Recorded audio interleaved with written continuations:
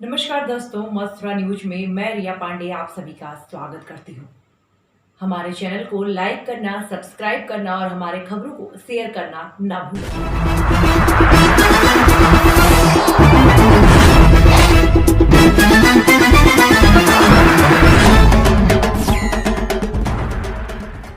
मैंने सच तो बोला। अब समझा पाई या ये कोई समझाने वाली बात नहीं थी। उन्होंने पूछा, मैंने सच बोला। अब जो कहेंगे वो वैसा ही करेंगे हम। जी अभी भी आप जी जब जांच चलती थी तो बात हुई आगे कि जो है कोई तीसरा था जिसने आपकी हेल्प करी अंदर घुसने में इंडिया में। ऐसा कुछ भी नहीं था, ना ऐसा था, ना मैं किसी पे झूठा इल्ज़ाम लगाऊंगी। अगर एक झूठ बोलूँगी तो 100 झूठ बोलने पड़ेंगे। तो मैंने जो सच था वो बोला है। आगे जो यहाँ का कानून करेगा मुझे कबूल है। अभी तक जांच में कुछ मिला नहीं आपके खिलाफ, लेकिन ये नियम है कि जो भी इलीगल तरीके से आता है उसे डिपोर्ट करते हैं, वापस भेजते हैं पाकिस्तान। आपको भी अगर भेजा गया तो ऐसा कैसे करेंगे? मैं यहाँ की बहू हूँ, मैं यहाँ उम्मीद लेके आई हूँ। आज से यहाँ का कानून ऐसा नहीं करेगा। बिलीव, यकीन है, मुझे भरोसा है, ट्रस्ट कहूँगी, ट्रस्ट है।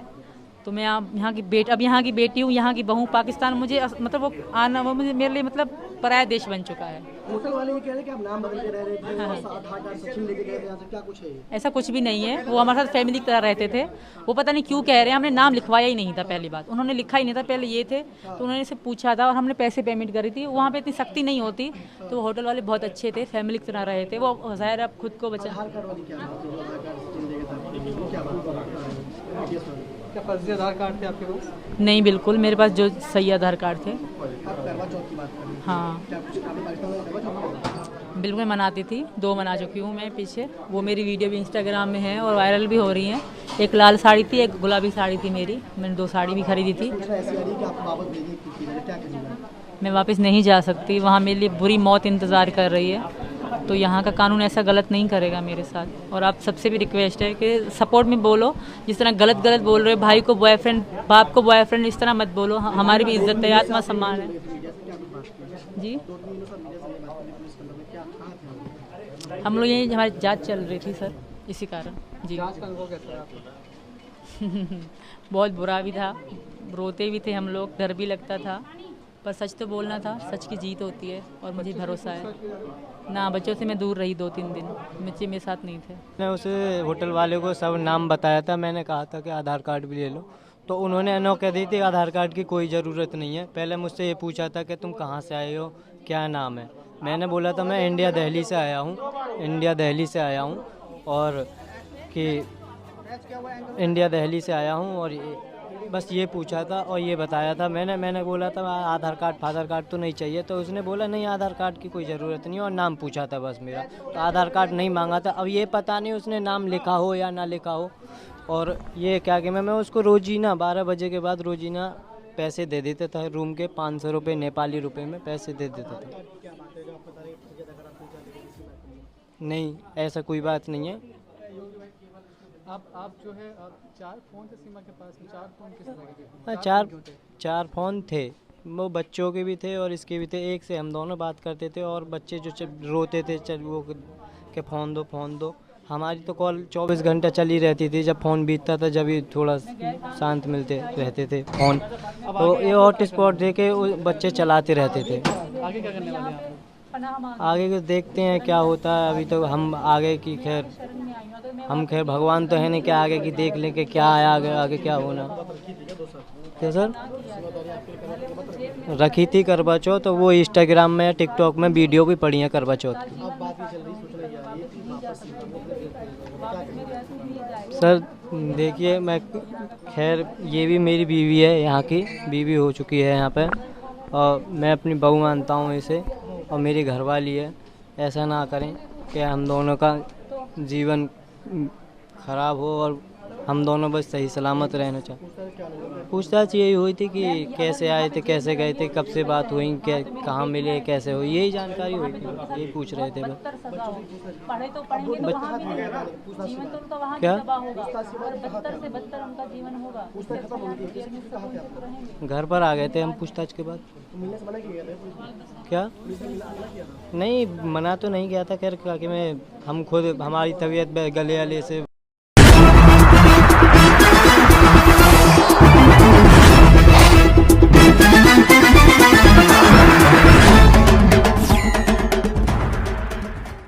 मेरे कई साथियों ने मुझे मुद्दे भेजे कि कौन कौन से मुद्दे हैं जो ग्वालियर में, मध्य प्रदेश में महत्वपूर्ण है और मुझे भाषण में क्या क्या कहना चाहिए।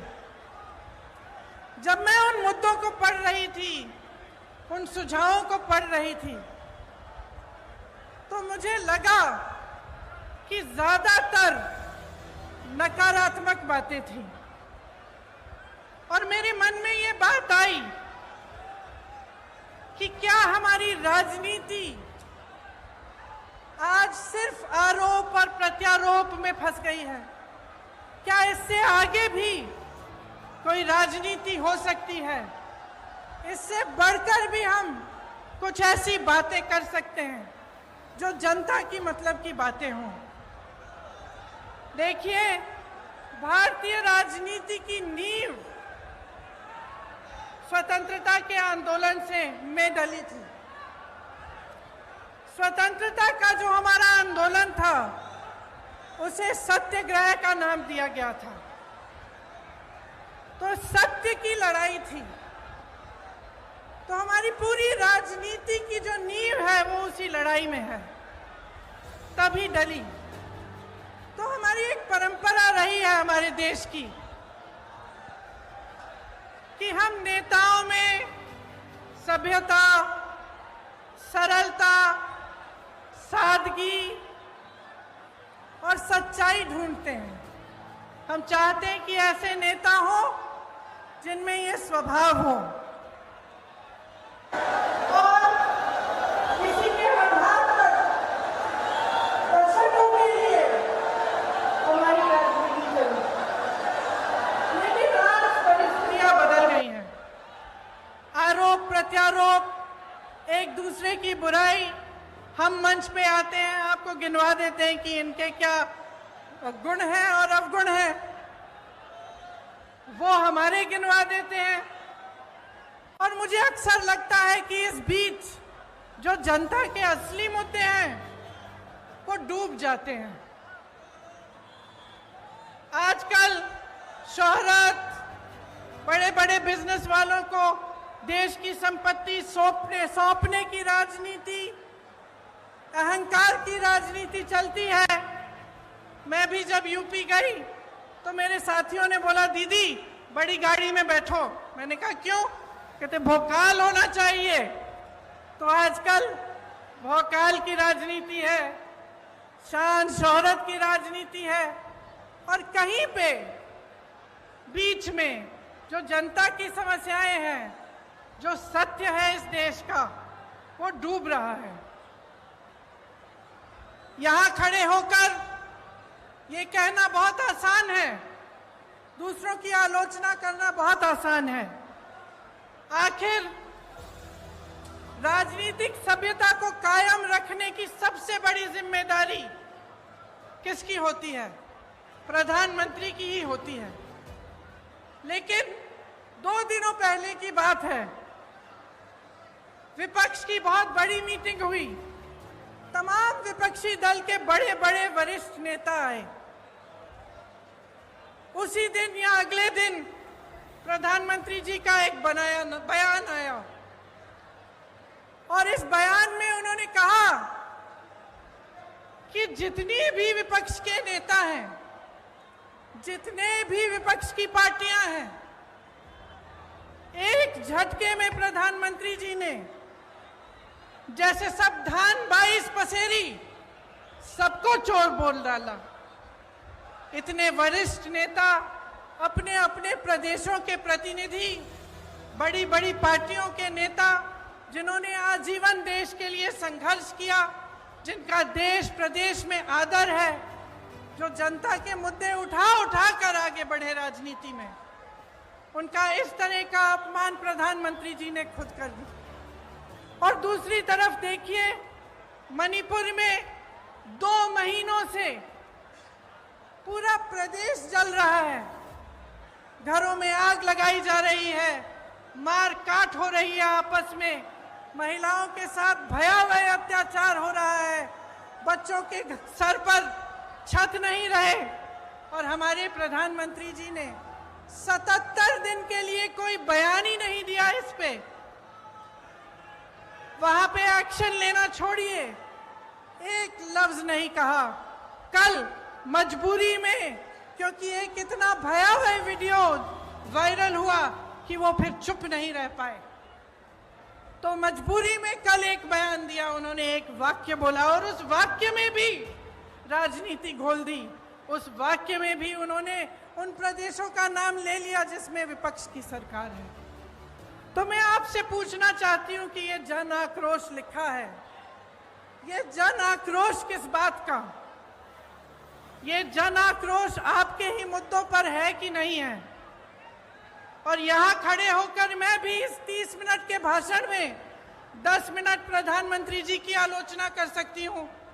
10 मिनट के लिए मैं ये कह सकती हूं कि कितनी घोषणाएं, नकली घोषणाएं की, कितने घोटाले किए, कितने नाटक करते हैं शिवराज जी। और मैं 10 मिनट के लिए सिंधिया जी के बारे में भी बोल सकती हूं कि किस तरह से अचानक उनकी विचारधारा ही पलट गई। लेकिन आज मैं यहां आपका ध्यान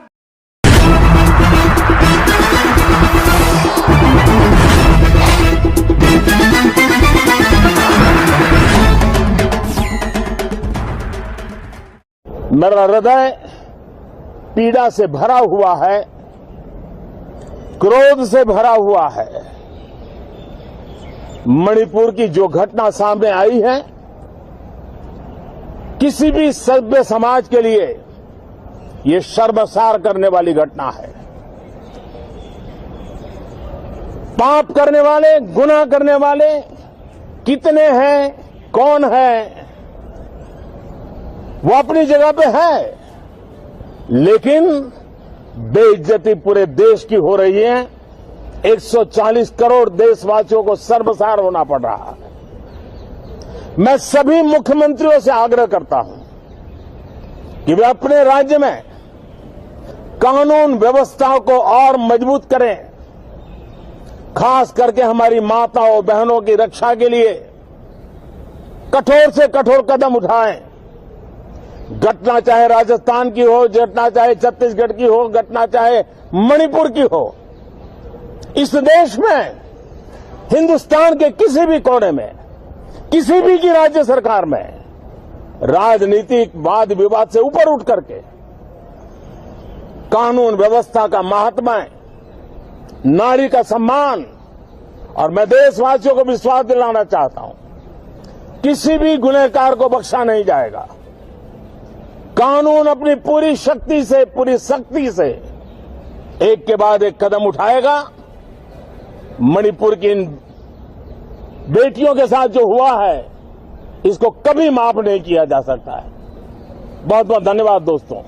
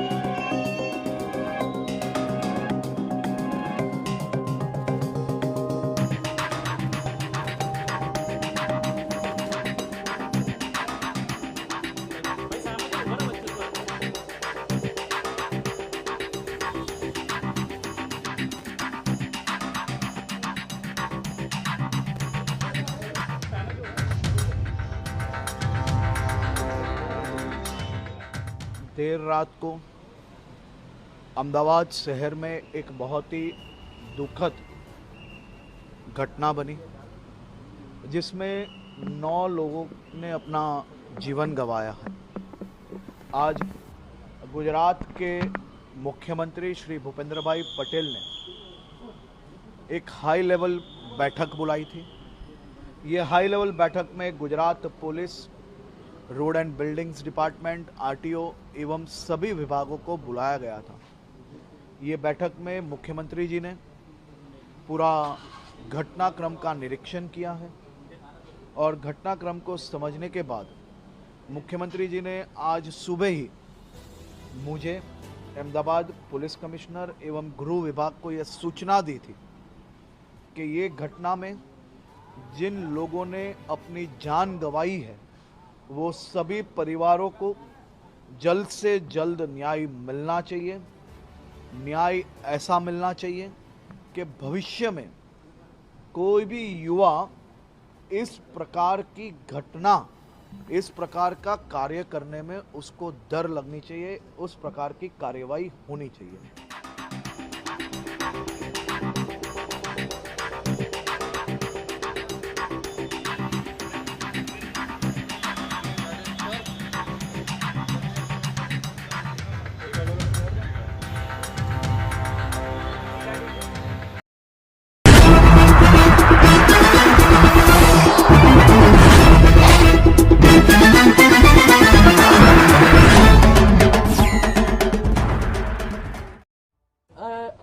DO letter to Chief Secretary and DG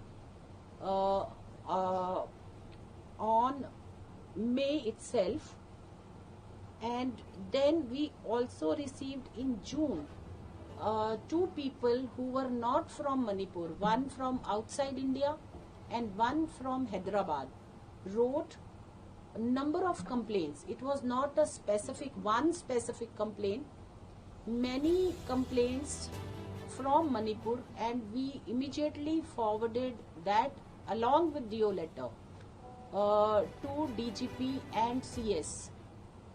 Again, yesterday when the video came on social media, we again took suo moto and wrote to CS and DG. Additionally, I talked to CS personally and DG and told them that immediately they need to arrest everybody. Today again I talked to the CM on this matter. So it is wrong that NCW was sitting on the complaints, and I think there are some people who are there to malign NCW or malign Government of India, that we are not doing anything. So it is wrong.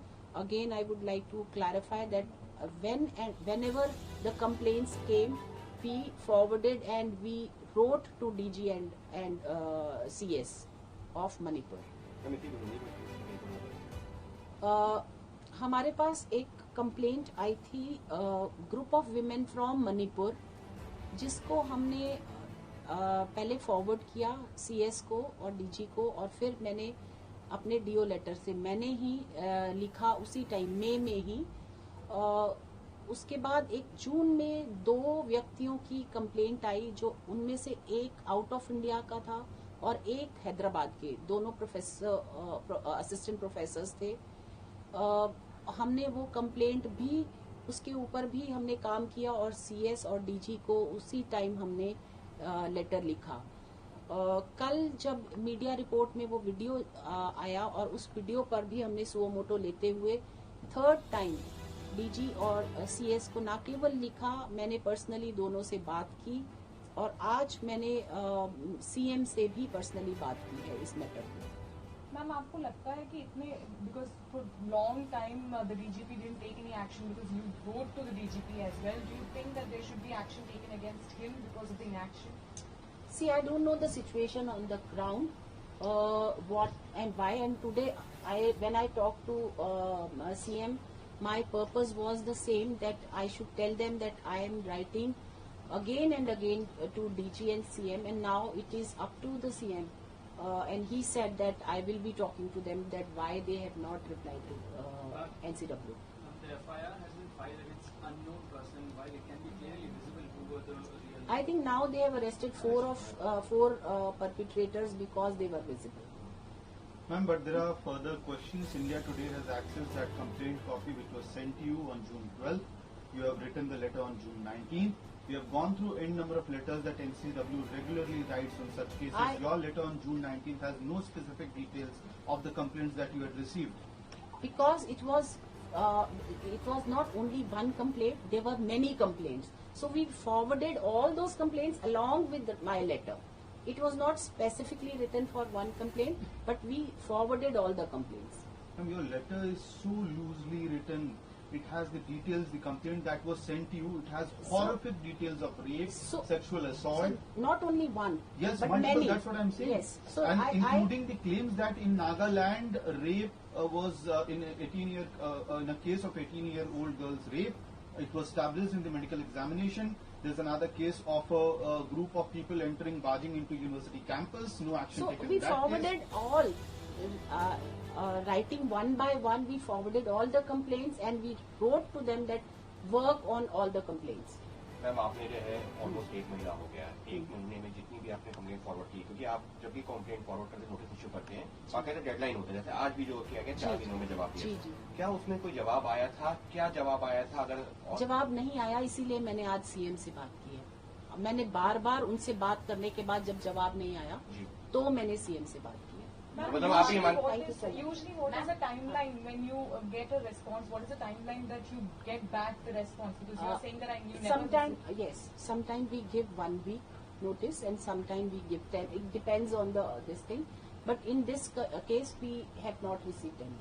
Ma'am मात्र एक lapse रहा है अधिकारियों की तरफ से कि जहां पर 4 दिन में 7 दिनों में जवाब दिया जाता है, महीना 1.5 महीना गुजर जाता है, कुछ नहीं रिप्लाई आया। एक कंप्लेन आपने कहा कि आप मई में आपको मिली थी, फिर आपको जून में भी एक कंप्लेन मिली, जैसे बहुत सारे अलग अलग ग्रुप से लेकिन मई वाली जो कंप्लेन मिली थी उस पर आपने फौरन कार्रवाई करके डीजीपी को भेज दिया था।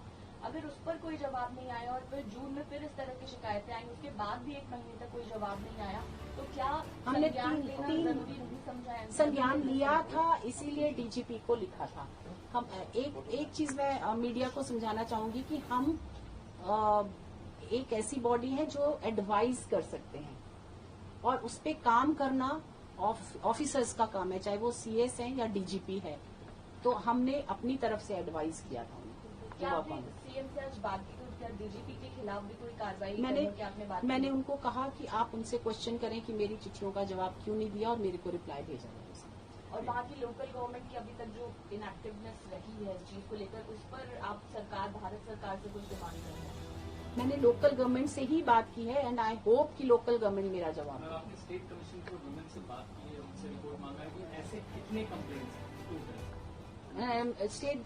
स्टेट कमीशन से मैंने नहीं बात की, मैंने डायरेक्टली सीएस और डीजी से बात की।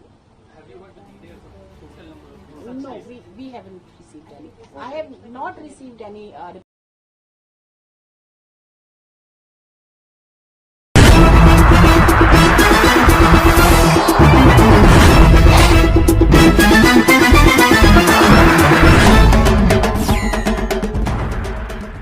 ज्ञानवापी का बहुत से भाग्य ऐसा स्पष्ट दिखाई देता है कि उसको मंदिर तोड़ करके और वहाँ मस्जिद बनाई गई, नंदी वहाँ स्वयं विराजमान हैं, तो सारे प्रमाण तो देखने में ही मिल जाता है।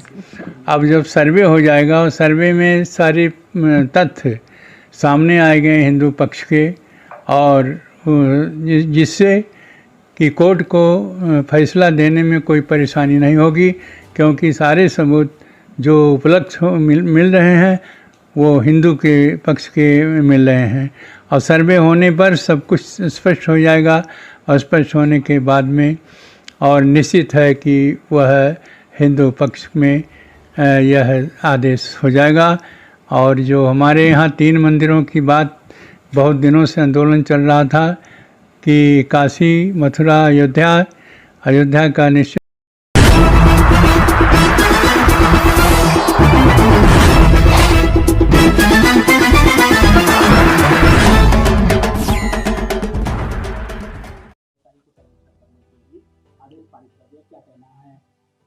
देखिए, एसआई को किया है, तो ईसाई ने ही राम जन्मभूमि के खुदाई करके और प्रमाणित किया था कि यहाँ मंदिर था और मंदिर तोड़ करके मस्जिद बनी। उसी प्रकार से उसी ईसाई को यहाँ दिया गया है जो यह सर्वे करने के लिए, वह भी निश्चित उसी रूप में होगा। और मैं कोर्ट को धन्यवाद देता हूँ कि इस प्रकार से जो सर्वे करने का आदेश पारित किया है उससे स्पष्ट हो जाएगा कि यह मंदिर का जो स्वरूप है जिस पर लोग आपत्ति करते हैं वो स्पष्ट हो जाएगा और कोर्ट को आदेश देने में कोई समस्या नहीं रहेगी। और ये निश्चित है कि वह मंदिर को तोड़ करके ही मस्जिद बनी, जो अभी भी प्रत्यक्ष रूप से दिखाई देता है। आधे भाग आज भी मंदिर के भग्नावशेष दिखाई देते हैं और आधे में मस्जिद बनाई दिखाई देती है। वहाँ स्वयं नंदी विराजमान है। तो तमाम साक्ष्य है और साक्ष्य को और प्रमाणित करने के लिए वो निश्चित है कि कोर्ट को सामने आएगा और कोर्ट ने जिस रूप से यह आदेश पारित किया है वह पूर्णतया सक्षम हो जाएगा, प्रमाण भी हो जाएगा। और जब प्रमाण मिल जाएगा हिंदू पक्ष को तो कोर्ट को आदेश देने में किसी प्रकार कोई समस्या नहीं होगी। इसलिए मैं कोर्ट को धन्यवाद देता हूँ कि यह कार्य जो करने के लिए ईसाई को सर्वे करने के लिए दिया है वह धन्यवाद के पात्र है।